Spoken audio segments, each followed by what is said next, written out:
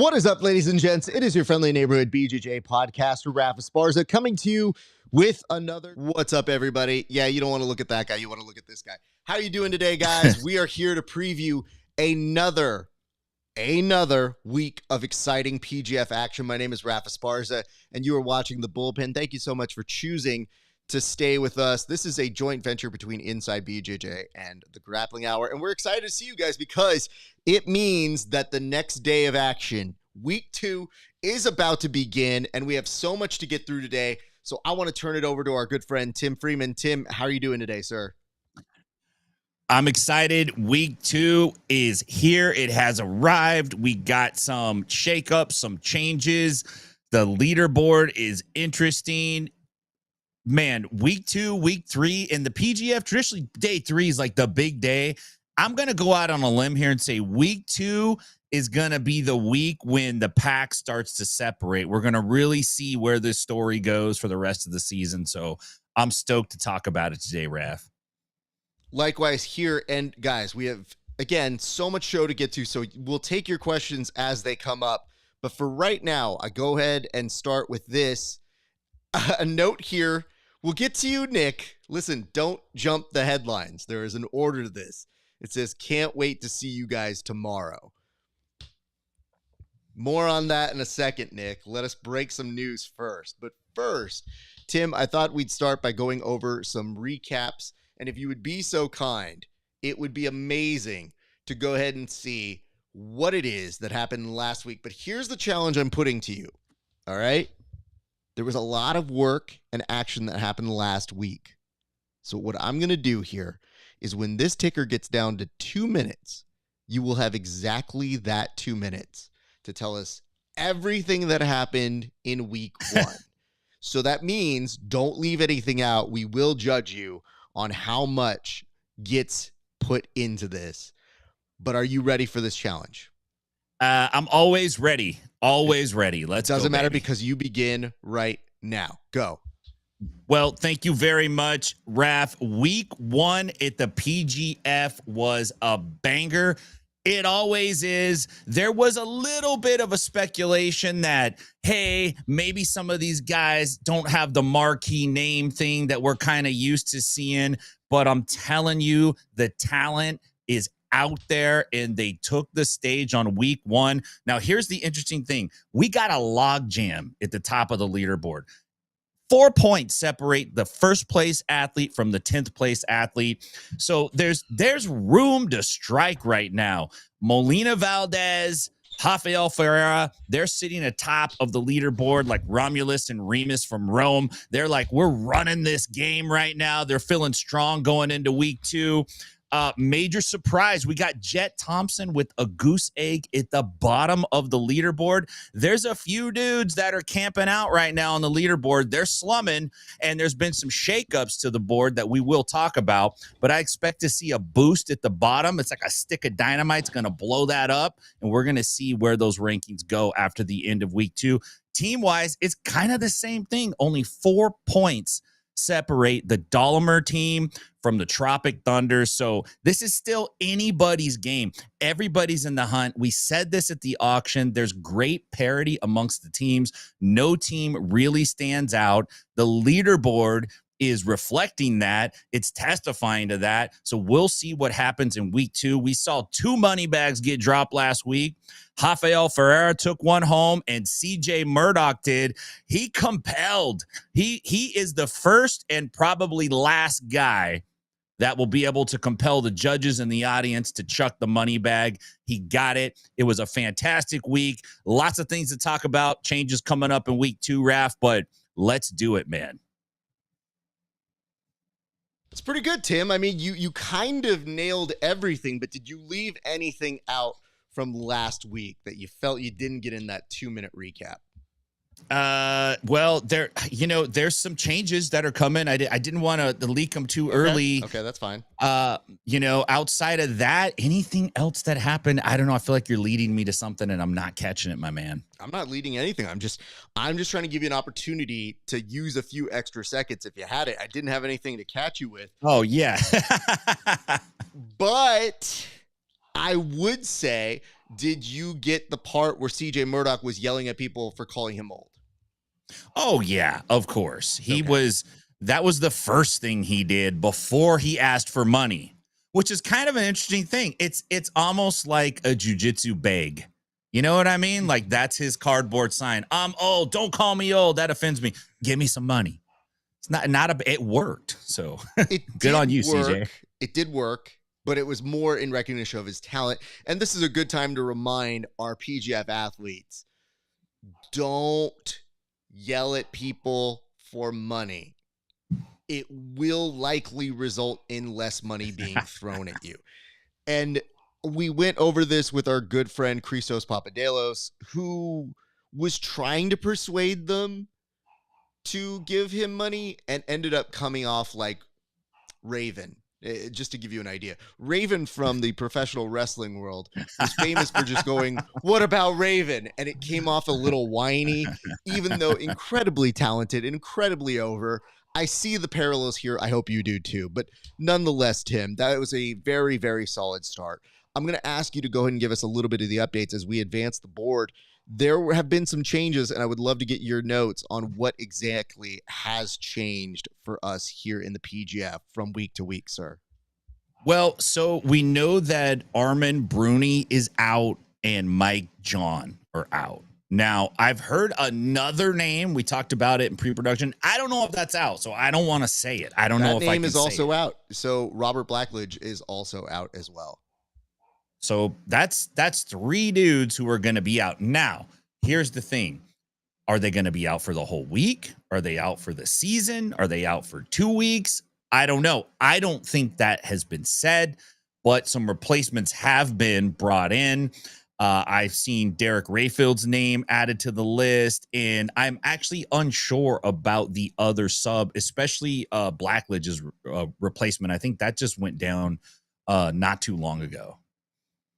Allow me to help out a little bit here, Tim. I do have some names, and I will get them for you here in just a second. But the names that we are looking at are right now, yes, you do have Mike John is out. Spencer Ortiz is taking his spot. Armin Bruni is out. Derek Rayfield is taking his spot. And Derek in particular was the one to break this news. More on that in just a second. And then Robert Blackledge is out, and Nick Saff is going to be taking his spot. Now, Nick decided to stay, spoiler alert, in here because he was chomping at the bit. He's been here since the draft. Yeah. He has been wanting this spot, so he is very, very excited for this, and we're happy to see him get his spot here. And it says some interesting information here.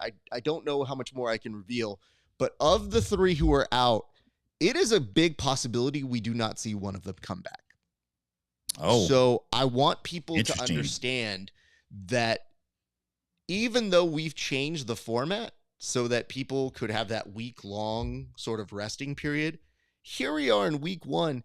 And Tim, correct me if I'm wrong, we have more injuries this week than we did the last season where people were out. Yeah. And they have a week long to process it. So it tells you the severity of some of these injuries. Now, this is actually where things get interesting for us here at the PGF, because some of you, I'm sure, now that money is involved, at least from the draft purposes, which is kind of like their salary, you have to be asking yourself, well, what happens now?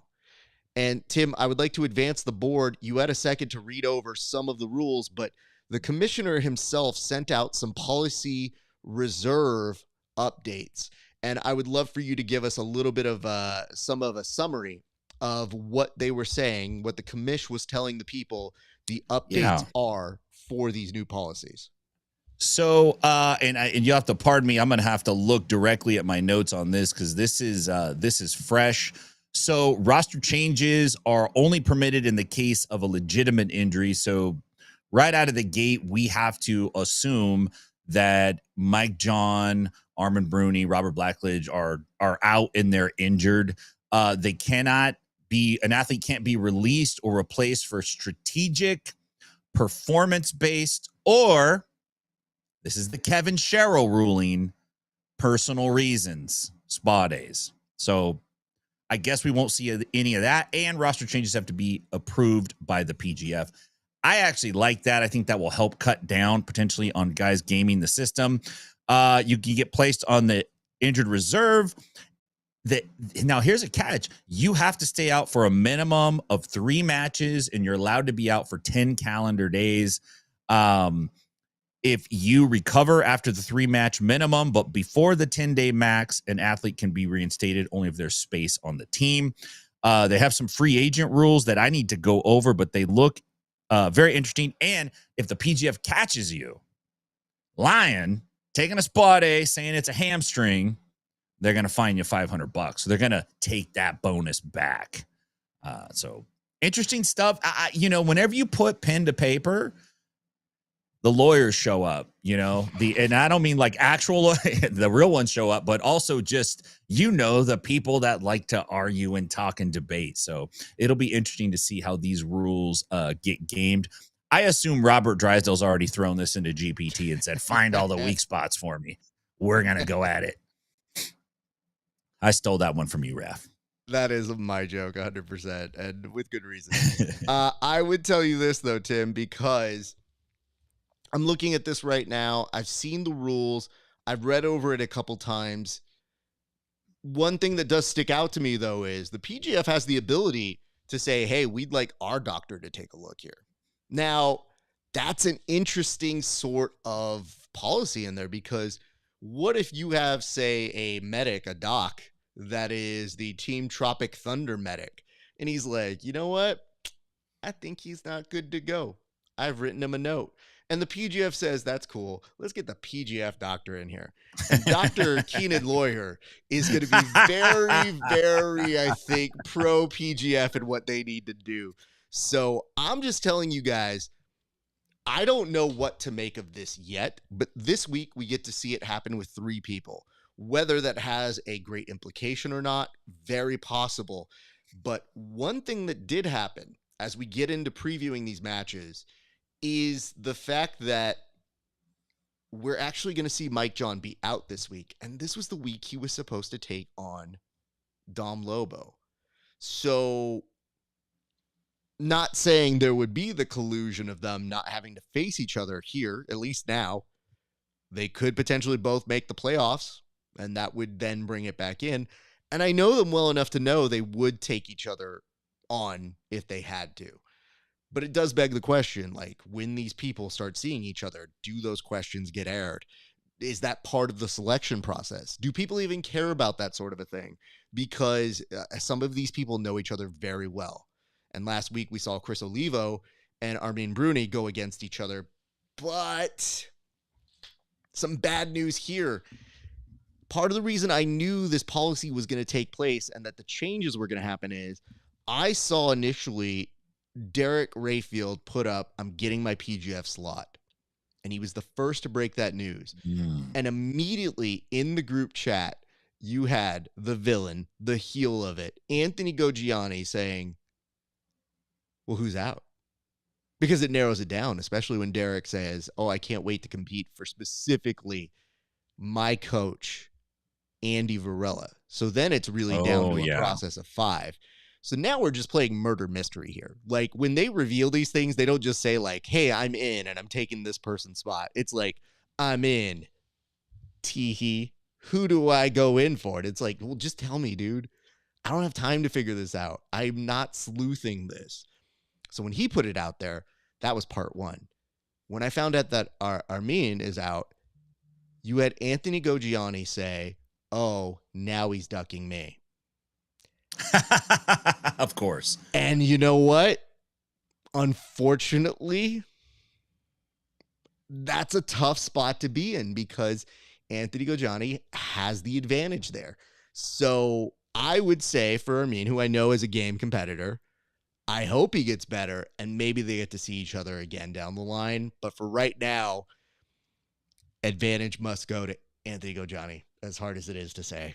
But man, what a terrible time for that to happen for Armin, and what a wonderful time for that to happen for Anthony Goggiani. So that is some of the background on the rules. We'll obviously get into this a little bit more as it becomes people that are either challenging it or not.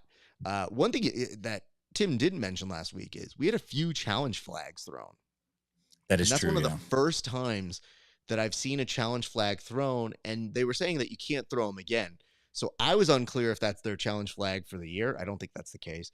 I want to say they get one per day, but I also could be wrong on that. So we will look more into those rules. But for right now, we're going to press on to our next part on the board. And for this, we're actually going to go to a different board, but I need to preview it first.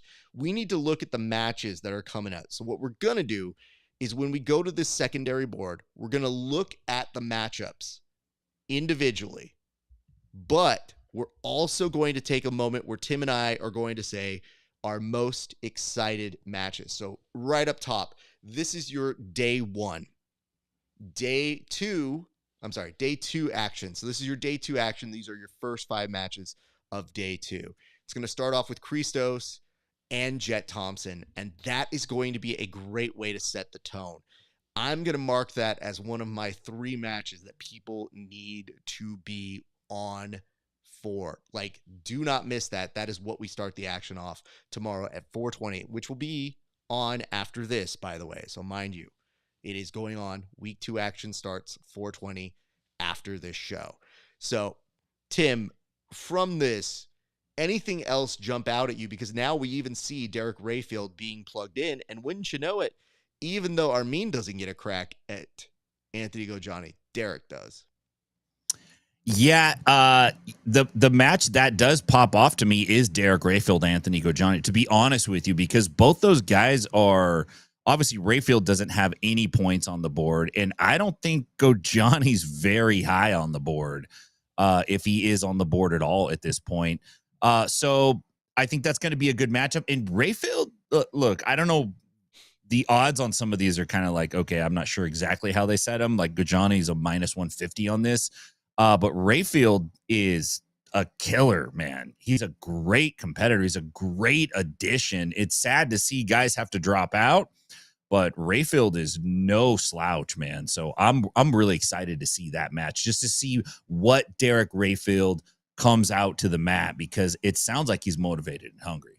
He could really shake things up. But Derek, to me, follows in the Chris Oliva line of that's a bigger dude in this weight class to me. Like that is not a 155er. That's a dude who cut down, made the weight. And to me, I wonder if that weight allows him some leniency for some of the other guys. For Gojani, he's a good size. So that is a very good match. And we'll get a sense of where both of them are in this tournament. Because to my knowledge, Gojani isn't necessarily on the board, but did get some respect last week when he was putting up some good matches up against some of the other guys. So keep that in mind, guys. We're going to advance this, but before we do, I just want to give some acknowledgement to Anthony and Landon. I'm not sure it's one of my top 3 of the day, but I think that's going to be a significant match, because if Anthony continues the momentum he gets and beats Landon, a big statement. Landon has been very, very consistent, but Anthony was emerging as a leader last week. So that's the first set of 5. We go to our second block right now.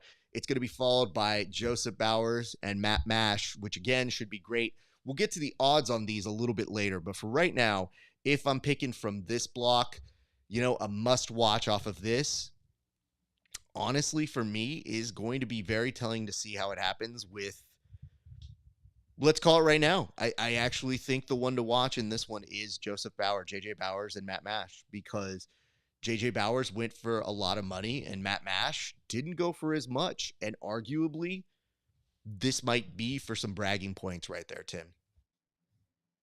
Yeah, I could definitely see that. And it's going to be a banger of a match. Like, those are 2 guys that are going to really bring some energy to it and get after it. So, outside of motivation, even if they were tied, they were just meeting up at the park on a Sunday to have some recreation jiu-jitsu, it would be a hell of a match to watch those 2 guys go after it. So beautiful. Let's move on. Next set is going to be matches 11 through 15. In this set, you're going to see Jet Thompson go back to work against JJ Bowers.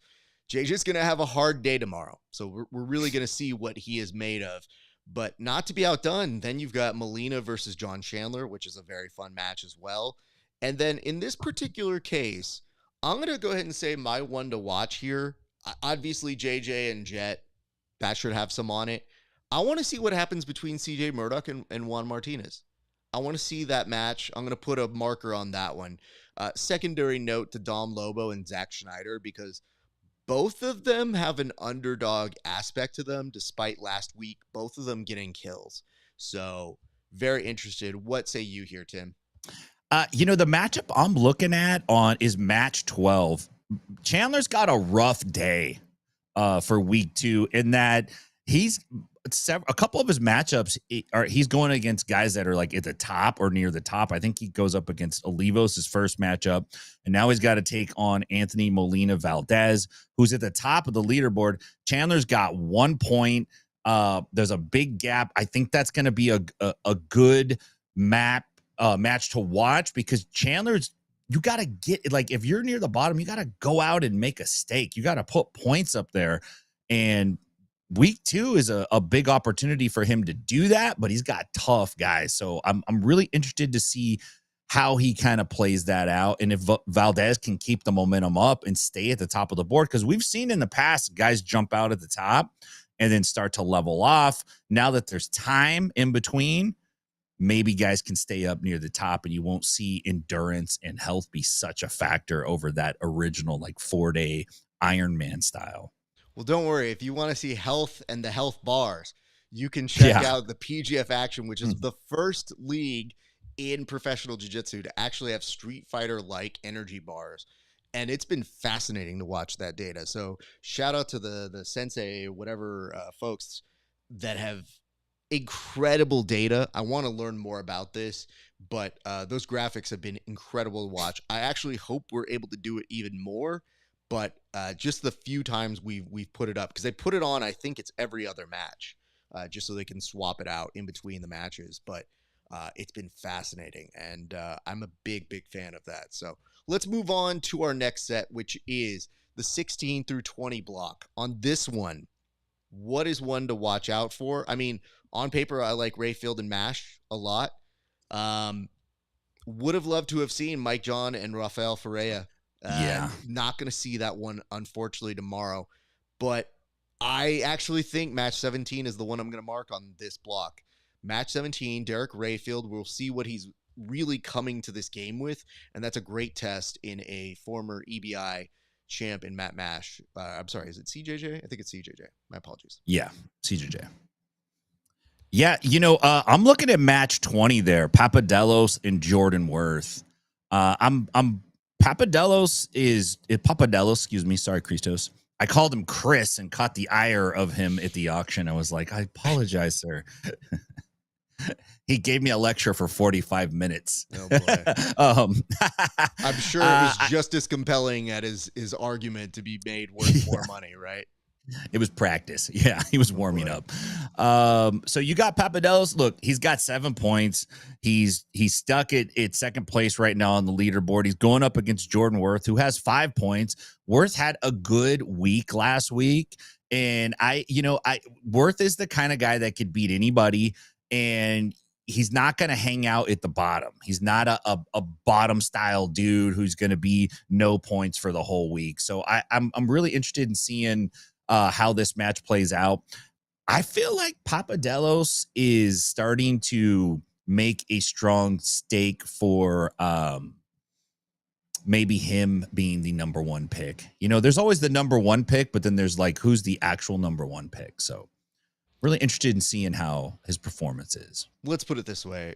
Would we see Hoffa versus Christos? I think that's a big match to keep eyes on. Yeah, it is. I would tell people when that one comes around, whenever it comes around, have your eyes on that. Let's move now to our next one, which is 21 through 25. Right off the top, this is already going to be very fun. Jet Thompson always kicks off the action for his team here. On this one, the one to watch, man, there's 2 here. I want to say this. Hoffa, Juan, you should be the one to watch, just based off of jiu-jitsu interest. But we're going to go off of drama here. The drama between Christian Olivo and Anthony Gojani has been so fever-pitched that how is that not the one to see? Because does it live up to the hype? Those two have been talking mad trash. Gojani didn't waste any time in saying that Anthony was ducking him. And there was talk if the two of them were going to swing on each other, which, by the way, no, you're not. Don't swing on each other. That's a fucking stupid thing to do. But there was talk on if they were going to swing on each other at the draft. They didn't. And here we are a few weeks later. So here's the opportunity, boys, for you to go to work and actually get paid for it, as opposed to fighting like hooligans for an organization that's about being a professional. So, Tim, what notes do you have? Yeah, note number one, if you're going to swing on somebody, boys, you don't tell them you're going to swing on them. You don't debate it in the competitor chat. So that's strike one. You ain't going to swing on nobody. Don't do it. The matchup I'm looking at, you alluded to, is Rafael Ferreira and Juan Martinez. Is it the fifth? Juan Martinez 5, I think. He's the fifth, yes. Yeah, I'd want to get that right. Ferreira's at the top of the board. Martinez is surprising to me. I thought he would have some points on the board right now. He is at the bottom.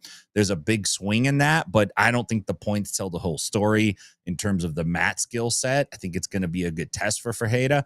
And, Martinez is hungry, dude. He wants to get after it. So I'm looking forward for that matchup quite a bit. Sometimes for these guys, it just takes one day, one magic day to kick in that momentum. Is that Juan's day tomorrow? Now, they have met before, and I do believe the Hoffa has gotten the better of him. And with that being said, that would give Hoffa the momentum to continue doing it. But who knows? It is difficult to give a full assessment here other than to say, let's see how they go. But I would say for jiu-jitsu, that's the one you probably want to keep your eyes on. For drama, Christian and Anthony Gojani, I think that's the one you want to stay for. So we're going to now move to the last set of 5 that is set for week 2, and that is going to be Christos and John Chandler. Talk about some energy for days. Love seeing that. But then you've got Landon, who's got Nick. So this was what Nick was talking over here a little bit earlier. And Nick wanted to preview something by just saying, like, Hoffa, Landon, and Gojani going down tomorrow. Well, yep. Easier said than done, young man. I believe in your talents, not in mine. So God bless. Then you also see it was supposed to be Mike John versus JJ Bowers, which would have been fire, but we're not seeing that one. You've got Brady Brandstrom versus Zach Schneider, which actually that looks pretty scrappy. That could be a very fun match as well. And Derek Rayfield versus CJ Murdoch. So on this one, I have to go up top, and I have to say Christos versus John Chandler. I think that's the one to watch in this one. A lot of great momentum. And, John Chandler last week didn't have the best week, didn't have the worst week. So for him, I think he's coming in like he wants to prove something. And watch this man give you a flying highlight at some point. He has gotten a flying highlight in the past. I've seen it happen. He's capable of a lot, so I really do feel like he can surprise us. The question is tomorrow the day? And I noticed this. Nick, you're putting it out there. At least 2 chokes. So, Nick, not only are you making a bold prediction here, you decided to make one that didn't even happen last week. Like, coming into this, you're like, not only am I going to do well, but I'm going to do better than everybody else did last week. So that is some bold statements, and I love hearing that, sir. So we wish you all the best. But Tim, did you have any notes on this last set of 5? I think you hit it, but I'm just looking at Chandler's day tomorrow on week 2. He's got Olivo, he's got Molina Valdez, and Papadelos. And that's a test, man. That is a test right there. So I think that's going to be a match to watch. I want to see what Nick Saff does. Nick Saff has been hungry. He's been wanting it. He's been lurking. He's been hanging out on the show. He's been hanging out in the sidelines. He's like, I'm coming. I don't think he's signing off. I think he's staying on the stream. I think we're leaving and he's hanging out. He's like, no, boys, I'm coming, guys. I told you. This is basically he's Robert De Niro in I can't remember the damn name of the movie. Never mind. He's underneath the car, just hanging out there. Read my mind. Yes. Surprise, surprise, surprise, counselor. Oh, my voice will get very syrupy very quickly if I need it to be. So this is an interesting comment from Brad. Thank you so much for this. Alum himself. Ooh, Derek Rayfield is in as an alternate. That'll bring some drama. Now, listen. I hope it's the fun drama and not the everybody brawl drama. I think, Yeah. guys, that only happens at late night tournaments when it's glow in the dark. We're not glow in the dark, so hopefully we don't have that happening here. If we do, I will say this, with Anthony Varela put up that one of the boys getting into it and getting into some scraps, I just told him I wasn't a fan of it until I heard his commentary that he put on his Instagram reel, and I said, oh, that's actually pretty good. I'm a fan now. So I thought that was pretty entertaining. But nonetheless, those are your matchups that are happening for week 2. We're very excited for that. But let's return back to the board now and pick up where we left off, which is getting into the odds. Now, Tim, for this, I would love for you, I'm putting time on the clock, to go through and start giving us some of the more interesting prop bet lines that have come up. So we've got these bet lines that are happening for the actual week 2 action, but I'd love for you to pick out some of the more significant ones that people may need to have their eyes on, sir. Yeah, for sure. So betonline.ag actually has lines up for PGF season week 2. Now, I'm going to say this. I don't know who's doing the lines. I don't know what the max bets are, but this is an opportunity for you if you're into sports betting and you're into jiu-jitsu. I actually foresee the ability to potentially make some bet online wins. Okay. So here we go. Man, right out of the gate, Papadelos and Jet Thompson. Jet is a minus 250 on this. Papadelos is a plus 170. That's a tough bet to take either way. I would stay away from that bet, to be honest with you. Probably that's going to end up in a goose egg. I don't really see either guy getting a sub. So I would walk on that. I would not take those odds. What are the other openings here that we're looking at? We got John Chandler is a plus 200 against Chris Olivo. Olivo's a minus. That's a big gap. You might get some action on Nick Saff versus Rafael Fajeda. Nick is a plus 150, and that's not a bad bet for Nick. The challenge is that Fajeda is killing it right now, and it's kind of hard to bet against him. But if you're into taking a risk and you know a little bit about these guys, you know that Nick Saff has a strong jiu-jitsu game. So you could definitely get in there. Plus 150 is not too much risk to take on that. And then we have CJ Murdoch versus Jordan Worth. Murdoch is a minus 155 and Worth is a plus 115. I think Worth is a potential bet here to make some money. 100%. I would take that bet. Let's jump down to the bottom of the list and see if there's anything else we could exploit. You got JJ. Oh, that's a Mike John. He's gone now. We got Brady Branscombe at the bottom. He's a plus 110 against Zach Snyder. He is a minus 150. That's probably a good bet for Zach Snyder. I would take that bet. I think Branscombe is a really good athlete and he's getting after it, but he's got tough matchups and it's going to be at the end of the day. And a lot of these guys are a little more worn down than what they are at the beginning of the day. I think that's a safe pick. So those are mine for the day, man. There's not, it's a little tricky to get accustomed to like when you're looking at the odds and you're like, okay, why is this like this? And why is that like that? A lot of the lines seem to be based on previous performance in the previous week and then previous PGF performances. I don't know if the other promotions are being taken into an account. But definitely going to keep my eye on these lines week to week. I actually look forward to following this quite closely, my friend. I want to point this out, and this is where things for the injured reserve policy, I'm happy that we're starting to do that because it is very difficult to prep for those betting lines if we don't have a policy like this. So now you see something like a Mike John in there, and him not competing tomorrow has significant differences in what those betting lines are going to be because there's a few that pique the interest.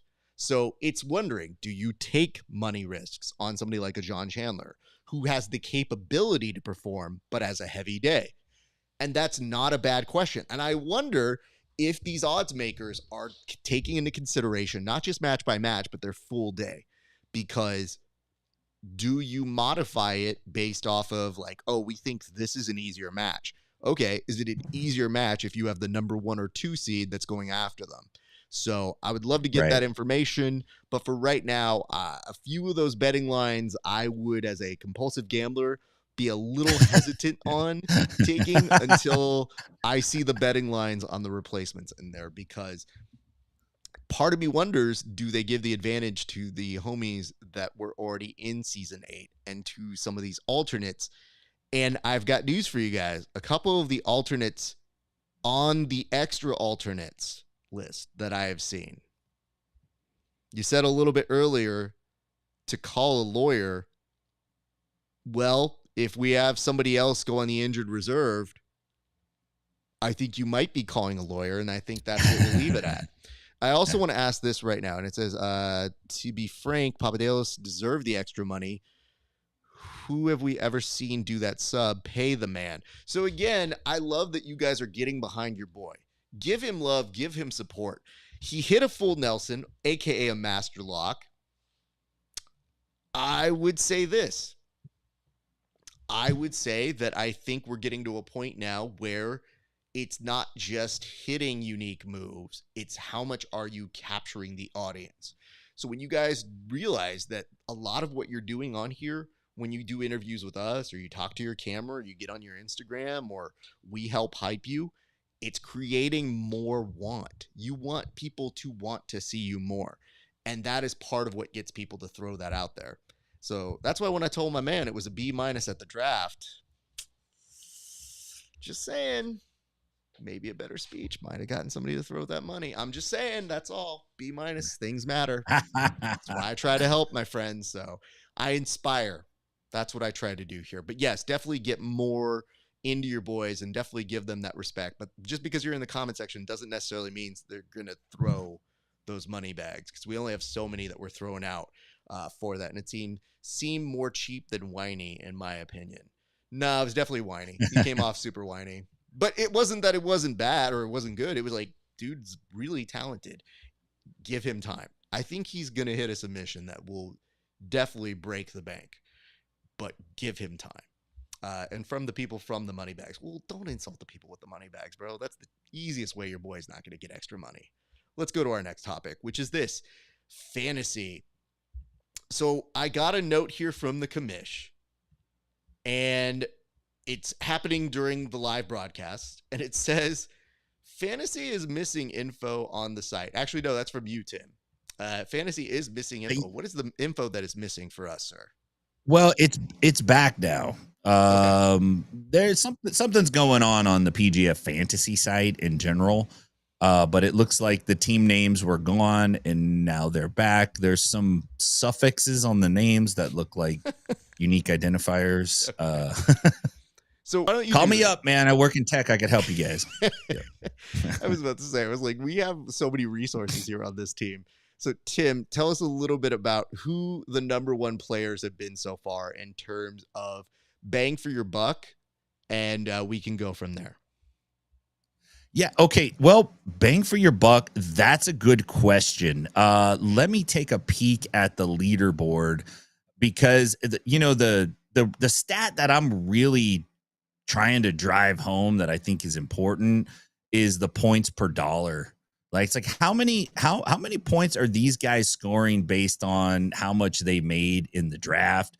And there's a certain argument to be made that says, look, when somebody is the number 1 pick, then everybody's kind of game planning to beat them, so their scores might be a little lower.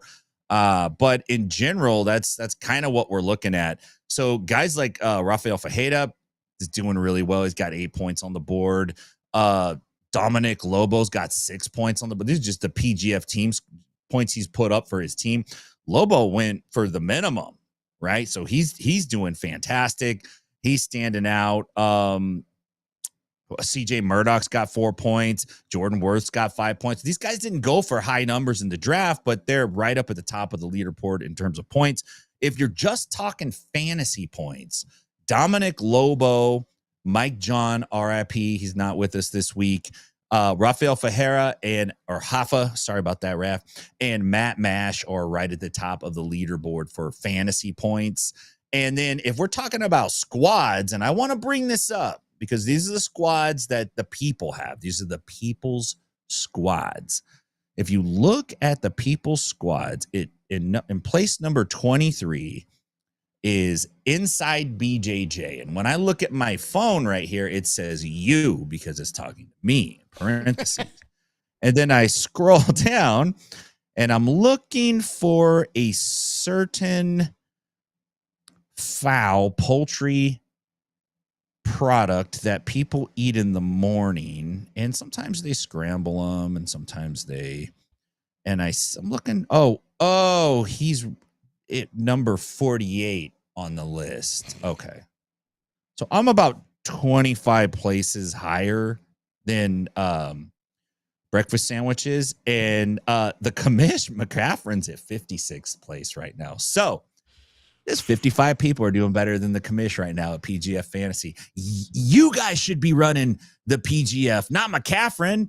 You're doing better than he is. But no, this is great, man. I'm having a great time with the fantasy too. It's a lot of fun. We actually need to get the updates for our fantasy teams, right? For our personal bullpen fantasies, because I haven't been tracking those. Well, I have some news for you. I do have some tracking. All right. So for that particular update, Tim, it bugs me because I didn't have the time to make a graphic, so I have to use eggs. But maybe this is a good thing because then you guys get to see what I have to work with here. So this is what I got tagged in the other day, and I don't know what I need to do. It's like volunteering myself for extra work, but you guys be the judge here. Should I help my man Egg out with this presentation? It's classic Egg. This is the update we got. And this is like, this isn't screaming fantasy, war each other, let's get some points. This screams, Raf, you need to turn in your timesheet. Otherwise, you don't get paid. This screams, Raf, you have to do a drop down, and then you have to do the sum, and then you have to make sure it's in this box. Otherwise, it doesn't work. We have to fix this. Okay, so Egg, I am going to come up with a template, and I'm going to give it to you. Because this presentation did not make me feel like I was the leader on the leaderboard, which I am. It makes me feel like I hit 2 home runs in Little League, and my dad sketched in part of the little thing they give the parents here. So all I want you to do, Egg, is I want you to update this template with the numbers you get on your fancy spreadsheet here. I know it's like an extra step, but I promise you people will be more into it than just raw numbers. Oh no, Parker, this is mean, and I don't want to say this on air, but I will. You'd think a guy that smart could figure out how to use colors on an Excel. Now, I know he knows how to use one color. I've seen yellow happen, and yellow has been very important. In fact, yellow was the saving grace for us at the draft because he had a very good spreadsheet that let us know when people spent too much money. So he knows one color. Listen, this is a 1040 long form that you have to file on your taxes. That's what he took this template from. That's why there's no colors on it. Yeah. So, Egg, we will help you out here, sir. But nonetheless, I am in front with 23 points. Not a surprise. You're 2-time champ, obviously number 1 right now. But not far behind is Team Tim, who's not doing bad. And I think is definitely hoping Matt Mash has a much better day tomorrow. But then behind him, Stephen Aiken, the Dream, and end of story. Think that's it. It says, yeah, it looks like he can use black, so chalk it up to that. To do. Black is a color. You are, I think, correct on that. So yeah, it does count. But let's put it this way. Egg has Jet Thompson. So if Jet Thompson has a good day, which I'm not against, Egg has a good day, which I am against. But it is kind of glorious to see him be deep 4th for right now. And then it begs the question, how do our alternates work? Because if that's the case, is Mike John not getting him any points tomorrow? I don't know. We will find out as this goes. And actually, Team Egg is number one in picking the people who are not playing tomorrow. So congrats to that. I think what it is I'm so jealous of Egg that he comes so prepared and he's got like these reasons. And then when I make a pick, I hear him go like, oh, no, no, no, no. Or you guys, I can't believe you guys left this guy for me. Then I'm like, oh no, what did I do? I should have knew that. So when I see him at the bottom, I'm just like, you know what? I got the streets in my belly. That's how I make my picks. I like it, man. I do too. So anyway, I do feel good about that. And we're going to advance this now to the last two topics, the first of which is going to be chat in itself. So we already kind of gave a preview here. And without giving a full screenshot today, we will just give you a recap of what somebody said. And Tim, your job is to guess who said this, okay? And these are the athletes, I'm assuming. So this is an athlete in the athlete chat. Okay? Okay. And it says, what if we're tricking you and you pull up at 11 and it's just go Johnny and the door locks behind you and he asks, want to learn the Kosovo cradle? Who wrote that joke? I'm going to go with... It's not Christian Olivo. I don't think it's him. I think it might be CJ Murdoch because he's a guy that's provocative. Unfortunately, it was not CJ Murdoch. Let me make sure if I have the buzzer sound. There we go. It was actually Landon Elmore. Landon Elmore coming in had 9 laugh emojis off of that one. Wow. So just let you know, he's on the laugh emoji leaderboard. He is on the laugh emoji. He does have the best reactions so far, and I say this as somebody who put in and only got 2 laugh emojis on one of his posts. I've only chimed in twice, so I definitely haven't gone too much off that. But I thought that was a pretty good one. There was somebody else here who said something that I thought was pretty interesting. Okay, here it is. BMAC, the commish, was asking if everybody had gone ahead and if all of their smooth comp looks correct. This was what one of them responded with. I don't know if this is normal. It says I'm in the playoffs bracket and that I already won. Other than that, normal. Who said that? This would be somebody who was young and would get confused. I'm going to go with, and I'll explain my reasoning before you tell me if I'm right or wrong. Just hear me out. I'm going to go with JJ Bowers because probably he was looking back at his last year's Little League tournament results and he thought he was the PGF and his Little League team had won the playoffs. And so he got confused. I'm going JJ Bowers. And the answer is wrong. Unfortunately, I can't not believe JJ I got Bowers. that wrong. This one was Rafael, a.k.a. Rafa Ferreira. He responded, I don't know if this is normal. It says I'm in the playoffs bracket and that I already won. Other than that, normal. So this dude, not only high on the points board, but letting people know in the group chat, some little gamesmanship there. So that tweener, not the heel, not the baby face, but right in between. And then just for our gallery section here, let's go ahead and close with this because I feel like this is a good prompt to have for us right now. It says, you guys should have it in the contract that PGF fighters can't keep their smooth comp private. It makes it difficult to see the results and matchups. And what are they afraid of? I'll be honest with you. I would agree. I think once you're on our staff as an athlete, I think you do have to kind of put it out there. Or if you're really that weirded out about it, maybe you have to make a new profile just for PGF. But whatever it is, I do understand that. But what you're saying is at home, and let me just see if I got this right. Vimal, I'm not sure if it's Vimal. My apologies one way or another.